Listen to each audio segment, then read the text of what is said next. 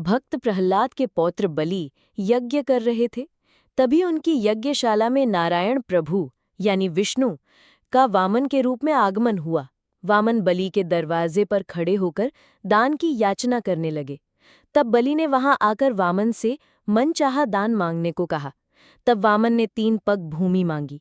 बलि ने संकल्प करके 3 पग भूमि का दान किया।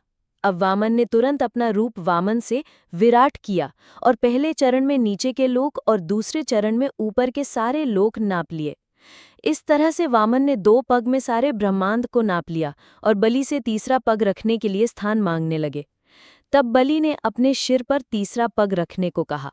वामन ने तीसरा पैर बलि के सिर पर रखा। वामन बलि के इस भाव पर प्रसन्न हुए और बलि को आने वाले मनवंतर में इंद्र बनने का आशीर्वाद दिया।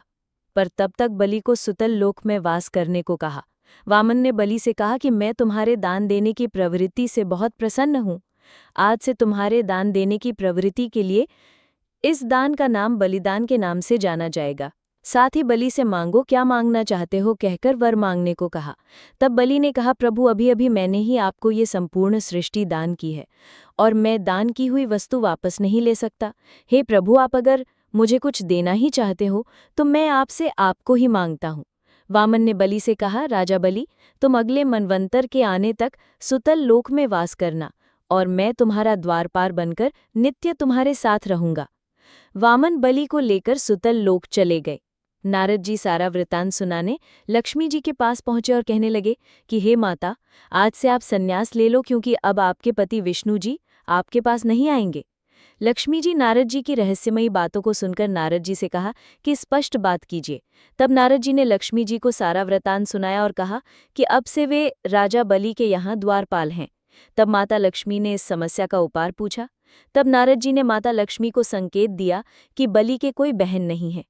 माता लक्ष्मी नारद जी के संकेत को समझ गईं और सुतल लोक में राजा बलि के पास एक सामान्य स्त्री का रूप धारण कर पहुंच गईं। राजा बलि ने देखा कि एक स्त्री हमारे द्वार पर कुछ मांगने आई है और उस स्त्री से पूछा कि आपको क्या चाहिए, निसंकोच कहिए। तब माता लक्ष्मी ने कहा कि मेरे कोई भाई नहीं है, मुझे भी अन्य स्त्रियों की भांति अपने मायके जाने की इच्छा होती है, पर मैं कहाँ जाऊं, और रोने लगी। तब बलि ने कहा, मेरी कोई बहन नहीं है तो आज से हम दोनों भाई बहन हुए। तभी माता लक्ष्मी ने बलि को रक्षा सूत्र बांधा और बलि ने अपनी बहन स्वीकार किया और कुछ मांगने को कहा। तब माता लक्ष्मी ने कहा, भैया मेरे पास किसी बात की कमी नहीं है, बस तुम अपने द्वार पर खड़े इस द्वारपाल को मुक्त कर दो। तब राजा बलि ने माता लक्ष्मी से पूछा कि बहन, तुम इस द्वारपाल को मुक्त क्यों करवाना चाहती हो। तब भगवान लक्ष्मी नारायण चतुर्भुज रूप में प्रकट हो गए। राजा बलि ने जब ये बात जानी कि उन्होंने जिसे अपनी बहन बनाया है वो साक्षात माता लक्ष्मी है, तब वो माता लक्ष्मी से क्षमा मांगने लगे। तब माता लक्ष्मी ने कहा कि इसमें आपका कोई दोष नहीं है, मैं ही यहाँ अपने पति को वापस ले जाने आई थी। फिर माता लक्ष्मी अपने पति को बलि से मुक्त कराकर बैकुंठ ले गई। विशेष, जहाँ नारायण यानी विष्णु देव होते हैं, देव का एक कर्म है परोपकार होते हैं, वहाँ लक्ष्मी स्वयं ही चलकर आ जाती है, यानी परोपकारी अथवा दान देने वाले। नारायण राजा बलि के घर में थे कि घर लक्ष्मी जो नारायण के साथ आती हैं उन्हीं को सुखी करती हैं।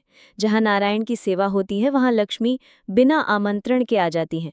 जिस प्रकार बलि के घर में नारायण विराजमान थे तो माता लक्ष्मी स्वयं चलकर वहाँ आ गई।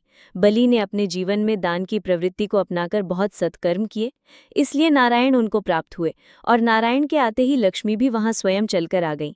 इसलिए दान जैसी प्रवृत्ति को अपने अंदर पैदा करो। ध्यान रहे, दान नेक कमाई से ही फलीभूत होता है, भ्रष्टाचारी की कमाई निष्फल ही रहती है।